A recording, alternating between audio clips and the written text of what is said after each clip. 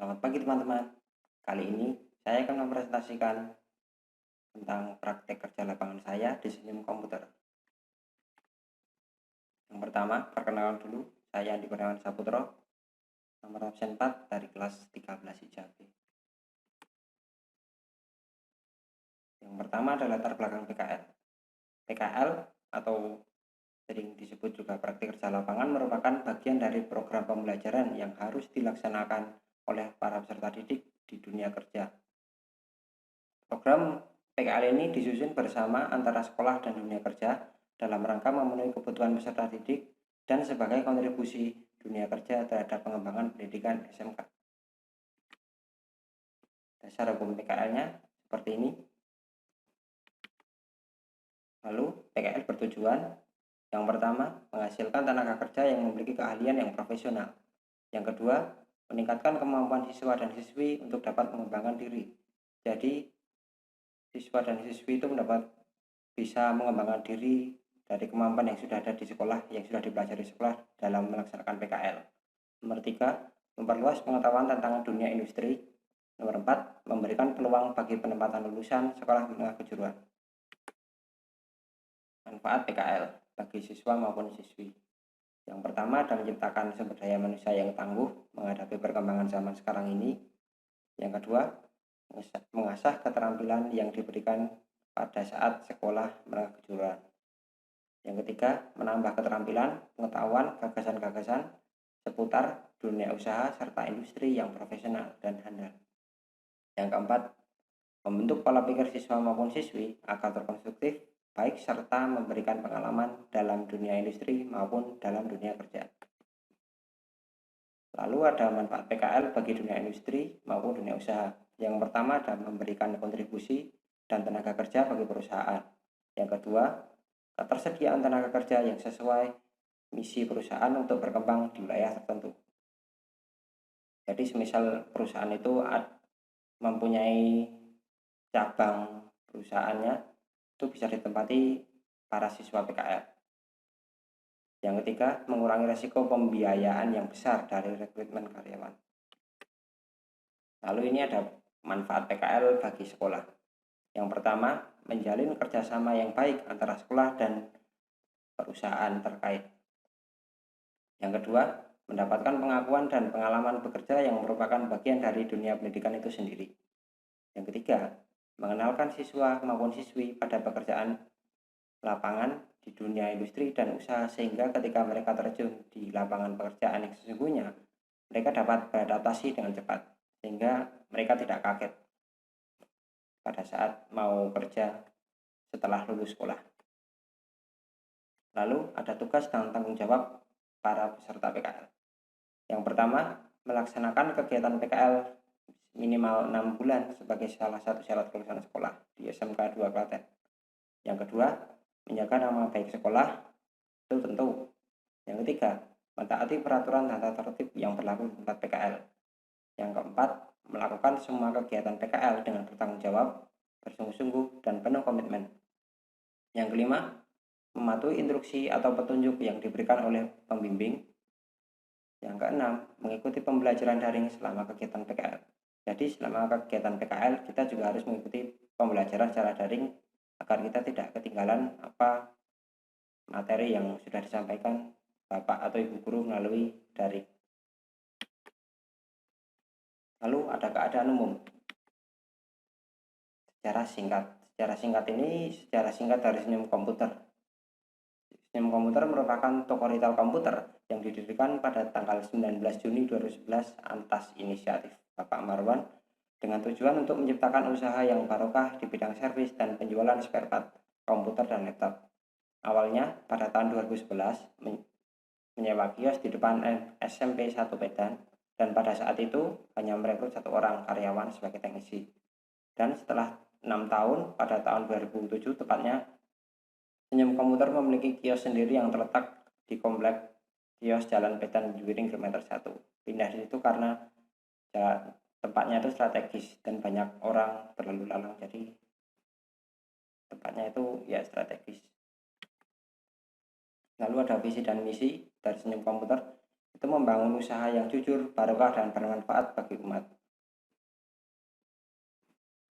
Nah, ini struktur organisasi. Pemilik tokonya itu ada Ibu Gianti yang merupakan istri dari Bapak Marwan itu sendiri, bendaharanya Bapak Marwan, marketingnya itu Ibu Devi Fatimah, dan ada teknisnya itu baru ada dua. Yang pertama itu ada Rizwan Ervianto dan yang kedua ada Faisal. Tanggung jawab personal perusahaan. Pemilik toko itu bertanggung jawab dalam memimpin dan menjalankan perusahaan. Yang kedua, memutuskan dan menentukan peraturan dan kebijakan tertinggi perusahaan. Yang ketiga, merekrut dan memberhentikan karyawan. Jadi apabila karyawan itu kinerjanya sudah kurang, itu pemilik toko berhak untuk mengeluarkan maupun bisa merekrut karyawan. Bendahara. Yang pertama, menyusun rencana anggaran biaya. Jadi harus bisa pas sekiranya anggaran biaya yang dikeluarkan itu seberapa. Yang kedua, membuat laporan data penjualan dan pengeluaran harian biar lebih teliti dalam pengelolaannya. Yang ketiga, berkoordinasi dengan teknisi mengenai biaya barang yang akan maupun telah diservis. Jadi itu biaya barang yang sudah maupun yang telah servis itu bisa dikonsultasikan ke teknisi dulu seberapa biayanya. Lalu ada marketing, itu melakukan transaksi penjualan dan pembelian kepada konsumen, distributor. Yang kedua, membuat target dan sasaran. Dan yang ketiga, bertanggung jawab atas jalannya penjualan barang. Nah, di sini ada tanggung jawab dari teknisi, itu menerima servisan dari customer. Yang kedua, memberikan analisa yang akurat dan melakukan pengecekan terhadap barang yang akan diservis. Jadi sebelum diservis itu kita harus menganalisa dari kerusakan terhadap barang tersebut. Yang ketiga, melakukan servis barang dari customer seperti laptop, printer, PC, monitor, CCTV, dan masih banyak lagi. Yang keempat, membimbing dan memberi pengarahan pada siswa PKL. Lalu ini ada tata tertib. Setiap karyawan wajib melaksanakan tugas dari perusahaan. Setiap karyawan wajib menjaga kebersihan lingkungan kerja. Yang ketiga, setiap karyawan diwajibkan menjaga nama baik perusahaan, baik selama bekerja maupun di luar perusahaan. Dan ini ada peraturan. Peraturannya itu PKL dari masuknya itu jam 9 pagi dan pulang jam 5 sore. Dan pengecualian hari Sabtu itu pulangnya jam 4. Yang kedua, siswa yang PKL itu menggunakan pakaian yang sopan. Yang ketiga, siswa melaksanakan PKL mengerjakan pekerjaan bersama teknisi pembimbing. Jadi pada saat kita mengatasi atau mengerjakan pekerjaan itu harus dibimbing sama teknisinya. Yang keempat, apabila sedang sakit ataupun tidak bisa berangkat harus memberi surat izin. Itu harus. Keselamatan kerja. Setiap karyawan dan siswa PKL wajib menjaga kebersihan tempat kerja. Yang kedua, setiap karyawan dan tempat PKL wajib memelihara alat perlengkapan kerja dengan baik. Yang ketiga, setiap karyawan harus mematuhi ketentuan mengenai keselamatan dan perlindungan kerja yang berlaku. Lalu, alur kerja. Alur kerja itu yang pertama membersihkan tempat kerja sebelum kita melakukan pekerjaan. Yang kedua, mengecekkan pekerjaan, apakah ada pekerjaan yang sebelumnya itu belum selesai. Kalau ada, itu bisa dikerjakan lalu bisa diselesaikan. Yang ketiga, menanyakan kepada teknisi apakah ada pekerjaan yang kurang dipahami. Jadi semisal kita menservis barang itu kita kurang paham, jadi kita bisa tanya dulu ke teknisinya solusinya seperti apa, lalu kita bisa melakukannya lagi. Maksud saya melanjutkan lagi apa yang kita servis itu setelah kita tahu. Yang keempat, melaksanakan pekerjaan yang sudah ada itu seperti yang sudah saya katakan tadi. Jadi kita melaksanakan pekerjaan yang sudah ada sebelumnya, yang belum selesai sebelumnya, lalu diselesaikan. Yang kelima, pulang bersama dengan jam kerja karyawan. Jadi itu kita siswa PKL, saya siswa PKL itu pulangnya bareng dengan karyawan. Jam 5 sore hari Senin sampai Jumat dan jam 4 sore pada hari Sabtu. Pembagian jam kerjanya ini Senin sampai Sabtu masuk jam 9 pagi. lalu istirahatnya jam 12 siang, dan hari Jumat ini pengecualian istirahatnya jam setengah 12 karena buat persiapan Jumatan. Dan untuk selesai PKL-nya itu hari Senin sampai Jumat itu jam 5 sore, dan hari Sabtunya itu pulang jam 4 sore. Lalu ini ada penjelasan singkat pekerjaan. Yang pertama ada pelayanan. Kita itu sebagai siswa PKL dan karyawan harus melakukan pelayanan yang baik sehingga para customer itu yakin apabila kita akan melakukan servis atau kita melakukan servis itu kita bisa dipercaya oleh para customer. Yang kedua, maintenance. Maintenance itu apabila ada para pelanggan atau maupun customer itu mengeluhkan semisal mereka servis barang atau wifi yang lemot, itu bisa kontak karyawan dari Senyum Komputer, lalu kita akan melayaninya.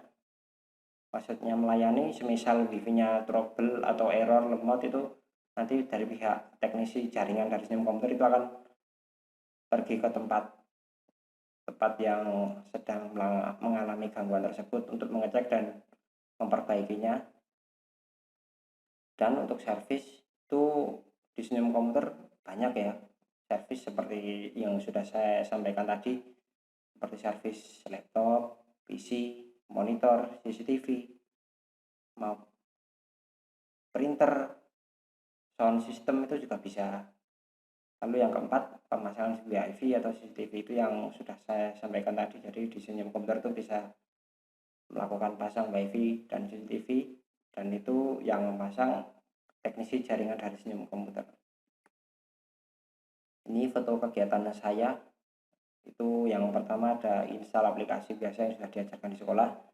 Yang kedua itu waktu saya melakukan flash pada BIOS PC. Yang ketiga itu saya melakukan servis printer, itu juga infus printer juga. Itu merupakan satu hal yang baru yang belum pernah saya tahu, soalnya nggak dipelajari di sekolah. Nah itu foto kegiatannya itu juga masih ada servis printer dan bongkar laptop. Itu tiap hari itu bongkar laptop pasti, itu ya ada laptop ada PC.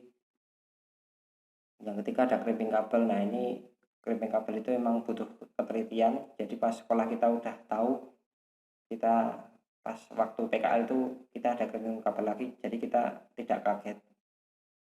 Kita harus lebih teliti lagi dalam kalau ada melakukan kegiatan, maksud saya kita sedang melakukan crimping kabel.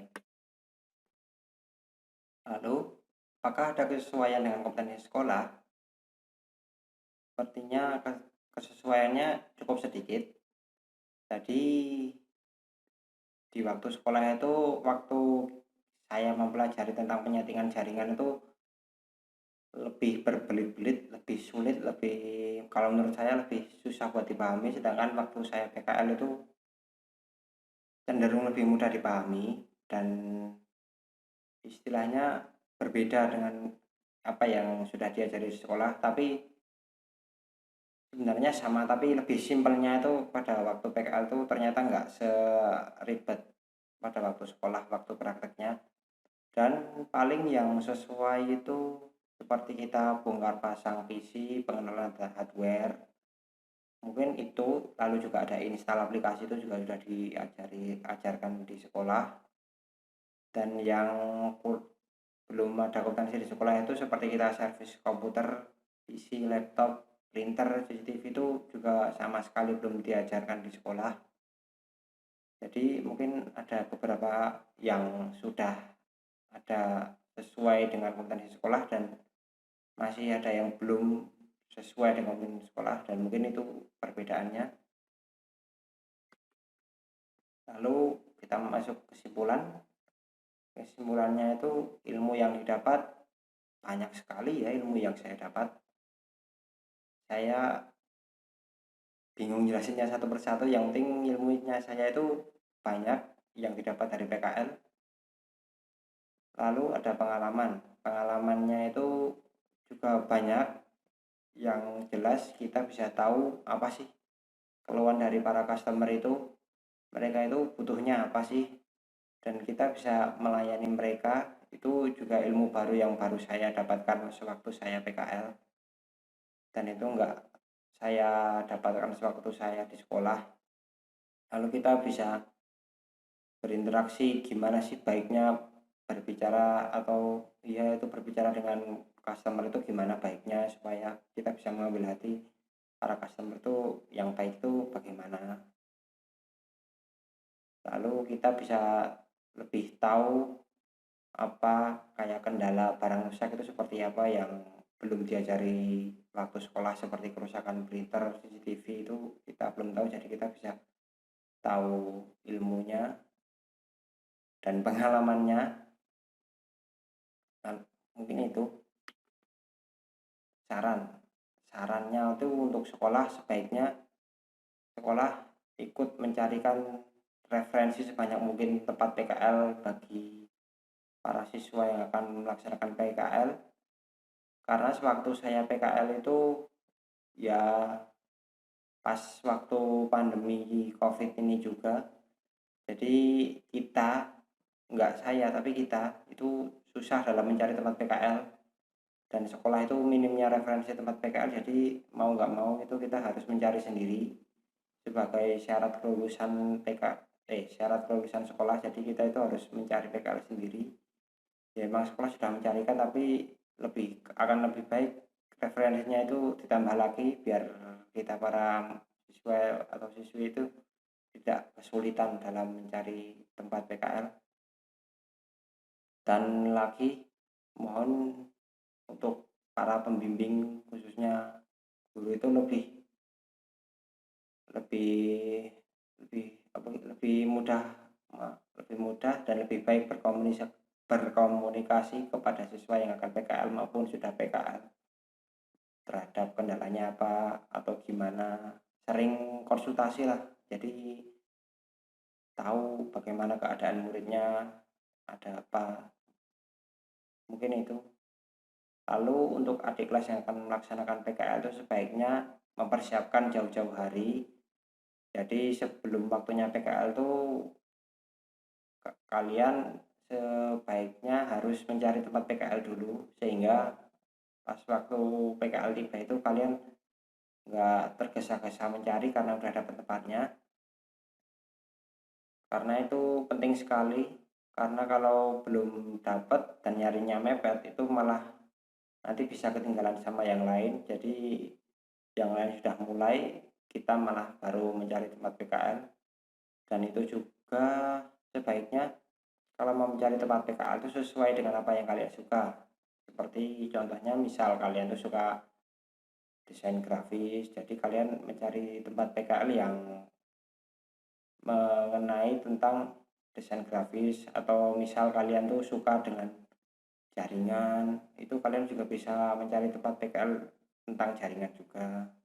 Jadi kalau kalian PKL sesuai dengan apa yang kalian suka, itu nanti kalian bisa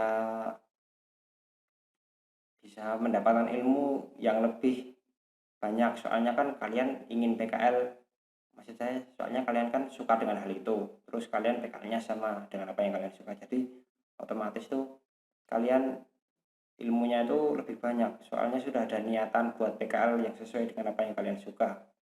Jadi ya mungkin itu.